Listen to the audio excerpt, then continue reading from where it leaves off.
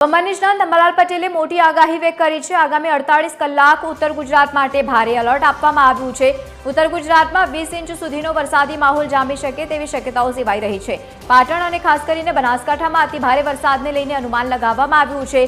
અમદાવાદ અને ખાસ કરીને ગાંધીનગરમાં પણ ભારે વરસાદની સંભાવના વ્યક્ત કરવામાં આવી। જળાશયો છલકાવાની પણ શક્યતાઓ વ્યક્ત કરવામાં આવી રહી છે। વહીવટી તંત્ર પણ સજ્જ છે। આગામી 48 કલાકમાં લગભગ ઉત્તર ગુજરાતના ભાગો પાટણ છોટાઉદેપુરના ભાગોમાં તો વરસાદ થવામાં આવશે, પરંતુ બનાસકાંઠા ગાંધીનગરમાં પણ વરસાદ થવામાં આવશે અને મહેસાણાના ભાગોમાં ભારે વરસાદની શક્યતા રહેશે। અગાઉના વરસાદને હાલના કુલ વરસાદનું એક્યુમ્યુલેશન લગભગ 15 થી 20 ઇંચ જેવો વરસાદ થવાની શક્યતા છે।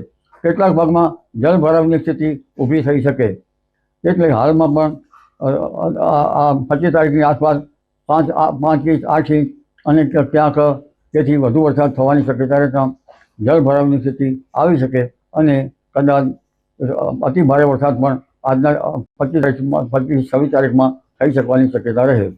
મધ્ય ગુજરાતના ભાગોમાં પણ ભારે વરસાદ થવાની શક્યતા રહે। વડોદરાના ભાગોમાં અને લગભગ ભરૂચના ભાગોમાં, મહીસાગરના કેટલાક ભાગોમાં પણ ભારે વરસાદ થવાની શક્યતા રહેશે।